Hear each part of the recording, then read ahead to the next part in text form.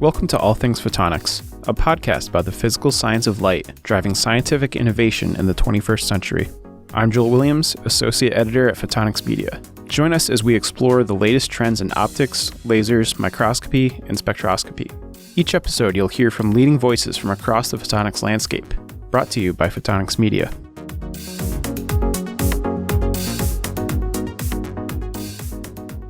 Rarely does an hour elapse in our narrow branch of the scientific landscape without someone in our offices catching wind of a development in the microelectronics sector.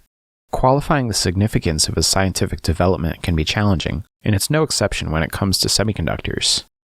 On the business side, chip makers are in constant pursuit of everything from IP and materials to land access and workers.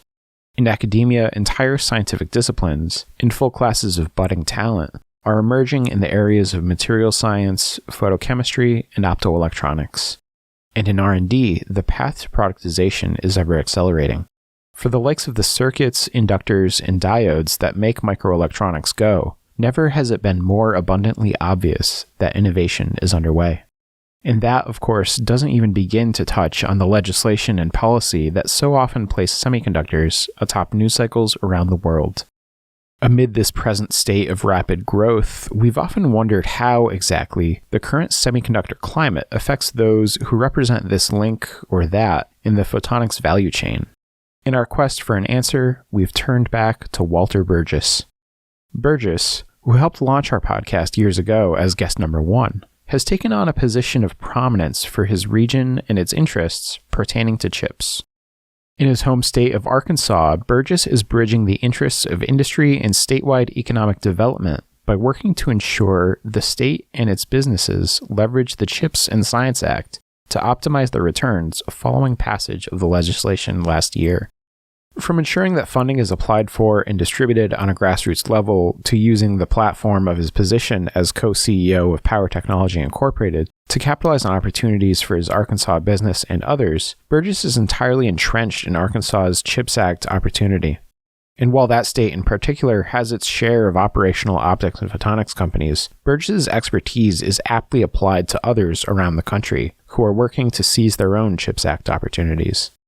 What those opportunities are and how they've emerged are what best align with Burgess's insights.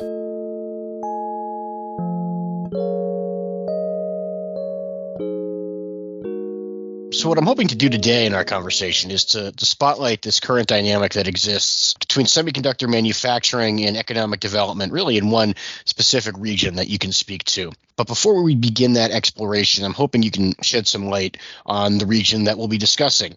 We're talking about Arkansas here, the whole of the state. Just for context, what has Arkansas's manufacturing ecosystem and economy looked like historically? Historically, it's been pretty good. Most people are surprised to hear that Arkansas has a high-tech industry. We are known as an agricultural state, but people are waking up to the fact that these flyover states really are a hotbed of innovation and technology development. Our region specifically has a lot of technology companies and a lot to offer. Historically, we've had a lot of industry in Arkansas. FedEx is now headquartered out of Memphis. Unfortunately, while that started in Arkansas, it moved to Memphis. So, pretty close allegiance with the FedEx Corp. The lasers that Power Technology has made for 53 years have been made here consistently, in addition to our German facility that we had for a short time. But beyond photonics, we've got a huge aerospace industry. There's a French company called Dassault Falcon Jet that has more people working in Little Rock than it does in France. They build the corporate jets and the customized interiors for those jets. We've got world-leading electronics companies like Arkansas Power Electronics, which was acquired by Wolfspeed. They started decades ago making silicon carbide and gallium nitride electronics, and they truly have the world's best performance in many of those categories. Ozark IC is another interesting company here in Northwest Arkansas. They make semiconductors that operate at over 600 degrees Celsius, and they provide remote signal acquisition in nuclear reactors and jet engines and things like that. So they're, basically acquiring data in the pits of hell. So just a fun way to put it. So that's helpful context, because I think the semiconductor environment in which we are currently living and operating is not, probably at this point, it's not new. There are innovations happening all the time, obviously, and legislation being pushed through. But it's helpful context to fold what's happening in that realm into what's happening at home for you. And so the question now is, what might innovation in microelectronics and that value and supply chain mean for a state like Arkansas specifically? Yeah, I think there's great opportunity for a state like Arkansas, maybe a flyover state. There's opportunities here to build on what's established companies. We have 17 photonics companies employing over 500 people in Arkansas. Most people are surprised that there's $150 million roughly in photonics industry here. And that's just a great foundation. The aerospace industry that's here is mostly electronic. There's some semiconductor supply chain companies here making optics and other critical components for semiconductors. So, we've got this great foundation. And then, of course, workforce on top of all that is a great asset for us as well. The legislation of which I speak, of course, primarily is the CHIPS and Science Act. And you've had some time to sit with that in detail and assess and maybe in some cases even project, but really make sort of an educated estimation on how certain next steps were going to affect not just Arkansas, but the United States. With your current pursuits in mind, what's your view of the act? Yeah, I think it's a great piece of legislation. I think it's really going to align our nation's interest with the interest of the semiconductor industry. For those of your listeners who don't know, there's a couple of challenges that the CHIPS Act is trying to address: catalyzing private investments, encouraging customer demand, engaging our U.S. partners and our allies, building that skilled workforce that we talked about earlier, reducing the build time for semiconductor manufacturing, reducing cost, of course, and promoting national security and regional economic development are just some of the points that this act is trying to address. And as a state, I think Arkansas is in a great position to capitalize on that. We have a number of semiconductor companies like Ozark IC and Wolfspeed and Power Technology that are addressing different parts of the ecosystem. And the CHIPS Act has been written in such a way that it allows us to incentivize different facets of the semiconductor industry. Quite frankly, we're in the test and measurement end of that. We build lasers that go into $2 million capital equipment pieces. Wolfspeed, on the other end, they make the semiconductor drive components for electric automobiles. And so we're in two totally different ends of the spectrum. But under the CHIPS umbrella, we're allies and partners in trying to bring some of that federal funding here to Arkansas. I have to suspect that sort of the efforts to catalyze different ends of the value chain began prior to the legislation, probably began as soon as there was recognition of the opportunity that semiconductor and semiconductor manufacturing presents. Can you speak to some of the efforts on the ground and even beyond that you've undertaken to bring some of those different ends, those different facets of the value chain together? Yeah, we started in November looking at that. I think that was just around the time that the legislation passed. We knew we had an industry here in Arkansas, but we didn't really have a cohesive structure under which to guide and facilitate these applications. So in November, I hosted a session, brought in some of our key players in the state and the other leaders that we have. And we were able to start to unify our semiconductor industry into an organization. Pretty soon, that's going to come out with a website and a name for the organization. But of course, we're all working together at this point to address the deadlines that are coming up very quickly in the CHIPS Act. At what point, if you can take us back in time, did the tremendous amount of opportunity begin to emerge as apparent to you and some others in Arkansas with this whole semiconductor ecosystem? When did that become clear that there was really tremendous opportunity here? I think it sort of happened slowly for most of us because the information about CHIPS Act came out very slowly. It wasn't until they really released documents that outlined the funding mechanism where business owners such as myself could analyze risk and reward. It's not just a bucket of cash that the government's giving to semiconductor companies. It's loan guarantees. There are some incentives, but no more than 35% of that investment will be funded by the government. The business owner or its partners, investors, et cetera, will have to come up with another 65% of the capital needed for any expansion or change to their facilities and things like that. So it happened slowly, and I say slowly over the course of 6 months, and that's just how it materialized, I think. The CHIPS and Science Act extends beyond the reaches of optics and photonics, which, to be sure, is where Burgess has resided for decades. Articulating the dynamics of the marriage that exists between photonics and the CHIPS Act for the benefit of those who are poised to benefit requires a look at the nature of the technology areas that comprise both photonics and microelectronics together. The buy-in from the photonics industry has been there, at least for the most part, but, we asked, has it been swift? Has it been comprehensive and widespread? We're obviously speaking to a broad audience here on the podcast, and I can only speak for myself, but you are fairly well known in the industry as a sort of nuts and bolts optics and photonics guy, and you've done a lot in this industry for quite a while, very effectively, and you know the photonics community quite well, obviously. What's the buy-in been like? Has it been, and I'm speaking sort of globally here from the full of the community, has the buy-in been as expected? Yeah, I think there was buy-in, but it only came recently. Just to the slow pace at which the program was outlined and documented, it was an entirely new program. So there really wasn't much out there that looked or felt like the CHIPS Act, with the exception of one or two government programs. But here lately, the last couple of months, really the buy-in has increased quite a bit. There's still people out there that will say that the amount of funding that's available may not be enough to move the needle. And I think the jury's still out on that. I'd like to think it'll move the needle for my company. I think it'll move the needle for Arkansas. But I can't speak to the whole industry, but we'll see how it plays out. I think it's going to come out in tranches. We're going to see funding start to roll out fairly quickly. I think we've seen quite a bit already. As those funds are deployed, I think we can begin to assess how effective this is going to be. And of course, we've talked a lot about industry, but there's also, you have a whole realm of academia and government, and all of these entities hopefully are working together, or at least planning to. How aligned right now are science and industry with government and policy?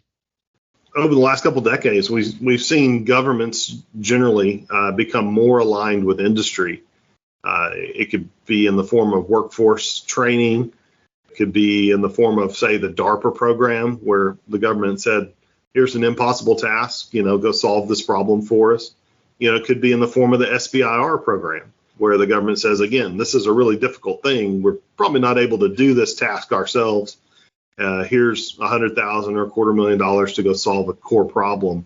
Those kind of programs incentivize and align government and industry quite well. And I think the CHIPS Act is set to align the semiconductor industry's interest to our nation's interest. Being self-sufficient is a good idea no matter what's happening. But I think a lot of people woke up to the fact that, a lot of our dependency for advanced semiconductors was outside of our control. And maybe even outside of our sphere of influence, and maybe within the sphere of influence of countries that are not exactly friendly toward the United States. So I think this has a lot of people worried, especially from a national security level. So having some level of self-autonomy and ability to manufacture these things ourselves is really in our best interest. I can use sort of quantum science as an example.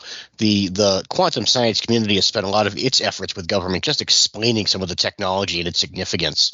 Are you confident that is something that sort of semiconductor and semiconductor manufacturing is able to circumvent, just given the national security piece of it? Or is there a lot of sort of explaining and breaking down to government, be it for funding or other purposes, that has to go on here? I don't claim to be a quantum physics guy, but I think there's a lot of overlap between the export restrictions that are happening for chips and semiconductor. I think we're likely to see something very similar with quantum, just to the major impact that the quantum technologies can have on national security. I fully anticipate we'll see some other export controls on quantum technologies in the future. I want to talk, moving back sort of to guess, at home for you in Arkansas. Trends and developments. What are some that are most inclined or most apt, I suppose, to be of consequences that we're seeing? And when I say trends, they could be either on the, just sort of R&D science side. They can be industrial business trends. What's happening on the ground that's going to be of consequence to the CHIPS Act, I suppose? Yeah, to the CHIPS Act, just getting us aligned as an industry inside the state is one of the major things that's been happening, and getting a structure in place where we can all apply for the funding. We've taken what I think will be a unique structure where we're going to make an application as a state, and then the state's going to administer some of the funding out to individual companies. So this may be a unique technique.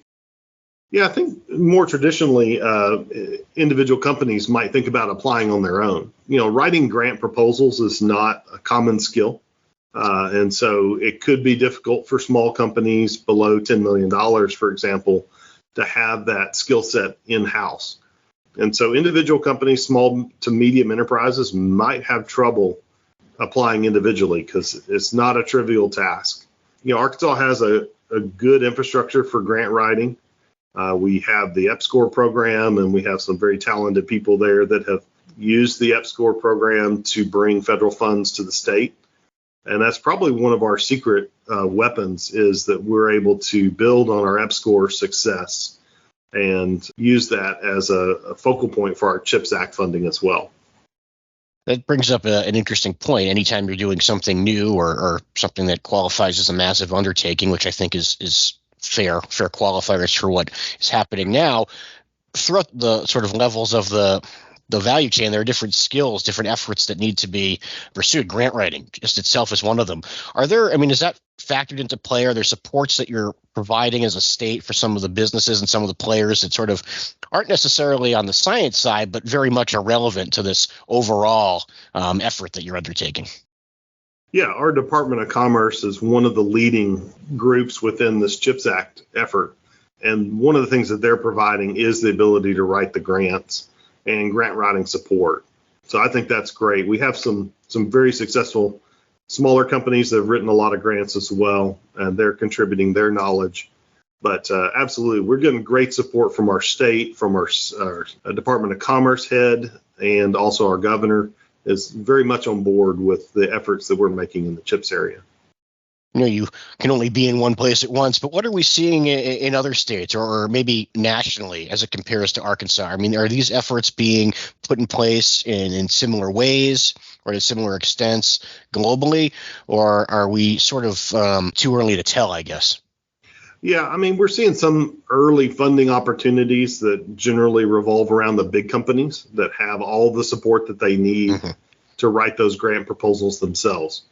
Those are tied to foundries and very large investments. And so I think we're seeing that in the early days of the CHIPS Fund. In Arkansas, we're very practical. We don't believe that we're going to have a foundry located in Arkansas. And so what we want to focus on is more of the ecosystems that support the foundries. And we're, strategically located between Texas, where there's a lot of, foundry work, and other states to the north. And so we're strategically located in this area where we can support other foundries with the products that are already manufactured here. On top of that, we've got a huge powerhouse in logistics and supply chain. There's a little company, Fortune 1 company located here in Arkansas called Walmart. And of course, with that comes a logistics juggernaut of an ecosystem. And so when it comes to these complex ecosystems of supply chain, we've got that, again, as a strategic advantage for our state. An important distinguisher is made between building a semiconductor hub, perhaps with a foundry or 3 or 4, and a semiconductor ecosystem to support long-term growth in the industries that comprise the semiconductor value chain. Photonics is one of those industries, and it is one Burgess knows well. Here, Burgess parallels the leadership positions he holds in business and in development. Not to be lost in all of this, of course, is the fact that you're a business owner of a fairly established core player in optics and photonics. Can you just speak to the dynamic that exists between Walter Burgess, power technology leader, and our state of Arkansas semiconductor industry leader? Yeah, absolutely. Well, the good news is that what's good for our state's good for the company as well. And so, as I work as a state leader, I really have in the back of my mind, this is going to help not only my company, but other companies similar to mine, small to medium-sized enterprises.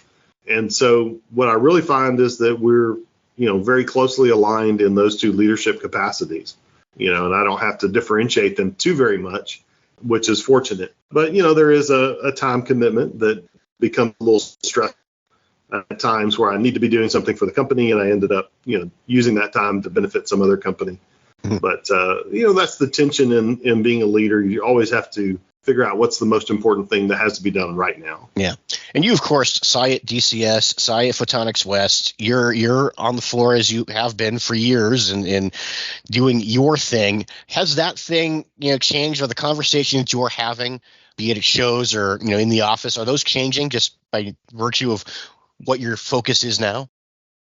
Yeah. So I'm at a lot of trade shows, as you mentioned. I'm really using those opportunities to talk to companies I might not have talked to before, ask them what their particular impression is about the CHIPS Act and about semiconductors. It opens up a lot of conversations. Sometimes those conversations just are informative. They inform my worldview of the semiconductor industry. And then occasionally it comes out that, they need a laser that we can manufacture as well. And that's a nice little side benefit. It's a good outcome, yeah. But, we have to stay in business and so we can do good work. What are some of the recurring, not conversations, some of the recurring comments or sentiments that you're getting from others in the optics and photonics world as it relates to the CHIPS Act?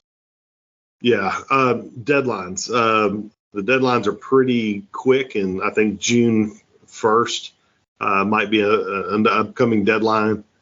I think people had less than 2 months for that particular deadline, and don't quote me on that. I don't have my calendar in front of me. But, things are moving at a very fast pace, and there's a lot of dollars involved. The other recurring theme is that, people don't know how to apply for it. The guidance documents only came out a few months ago, and it takes a lot of time to read those, dive into them, and understand them. Fortunately, we've got a couple of people here in the state that speak federal language. I don't, so I've had to rely on them for translation of those documents. But, maybe a third one is simply the language that the CHIPS Act uses wasn't really an industry standard language. Back end, I think, was a misnomer in the CHIPS Act. So there were some language barriers where we had to really, overcome, figure out what the government was talking about and how it was really something else that the industry already had a term for. Obviously, NIST is spearheading much of this, national strategy, and that makes sense. You need standards whenever you don't have them or wherever you don't have them. In your mind, what are some best case outcomes, we'll say next 6 months, next year, next 3 years, that are really things that are tangible and discernible that we can hope to see? Yeah, absolutely. Well, I think by that time, by the 6 month time frame, we're going to see some of the initial awards, and I think those are expected tangible outcomes. I think we're going to get a lot of feedback. The solicitation process or the notice of funding opportunity, it comes in 2 rounds. There's a pre-solicitation and then the final solicitation. And I think we're going to get a lot of feedback from the government about what kind of programs they really want to incentivize, and we'll probably get a lot of feedback about, no, we're not interested in whatever bad application is out there. So I think those are tangible things that we'll see in the near future. And then in the longer term, same question. Yeah, I mean, in the longer term, we're looking at, companies benefiting, hiring more people, building more infrastructure that supports the industry as a whole. We could have clean rooms, we could have facilities expansions, we could have new equipment in place, new production lines. And I think all that's going to help our industry quite a bit. Even in the packaging of semiconductor lasers, I think we're going to see some benefits come out of the CHIPS Act to help us package up semiconductor lasers a little more efficiently, a little more effectively, and hopefully improve some performance while we're at it. maybe it's upstream, maybe it's downstream from what we've been talking about. The University of Arkansas system is in the news quite a bit. There's a lot happening with quantum and quantum facilities. Sort of got a two-part question. One, what would you like to see on the education side? And two, how viable is that in Arkansas? Actually, the great research that's happening at University of Arkansas is what has spun out the power electronics companies and Wolfspeed and Ozark IC. So there's already evidence there of things that are coming out as industrial outcomes. So very happy with their track record. As always, the United States as a whole struggles to align research with industry. Europe does a great job of that. Maybe it's because of some of their incentive packages, but I'd always like to see a better alignment there between the research that's happening and the industrial need in the market. Yeah, it's very viable up there. I mean, there's, that's 3 hours away, so I say up there. But particularly in quantum, they've done some great things. The quantum foundry is probably the next big evolution that's happening up there. Looking at that as almost a fabulous opportunity for other third parties to come to the quantum foundry and characterize the material or get some of it packaged or any of those other outcomes that they're promising. That's a great resource for all of the United States researchers and maybe even industry as well. I want to end with this, and perhaps I should have asked it at the start of the conversation, but I'll ask it at the end. Day by day, what are you doing now? What are where are your pursuits taking you? What's on the calendar coming up for Walter Burgess? There's World of Photonics looms large. It's a great chance to see 25,000 of my closest friends in Munich. So that's playing a big mind share right now. And the July 1st CHIPS deadline is also taking a lot of time and effort. So just making sure the Arkansas companies are ready for that big application that's going to be submitted at that point. Yeah, so that and just trying to keep everything else going and humming here at Power Technology. So yeah, it's a busy month coming up. Busy month, but an exciting time as we're speaking here. New opportunities to incorporate some of this really wonderful technology. Walter, I want to thank you for your time. Good luck with everything, and congratulations on the success to date. Well, thank you again for this opportunity. If I think back, I think I was the first guest on this podcast series. Yeah, you absolutely were. The very first. And look at us now. So it's a pleasure to come back all these years later and talk more about things that are near and dear to my heart here in Arkansas.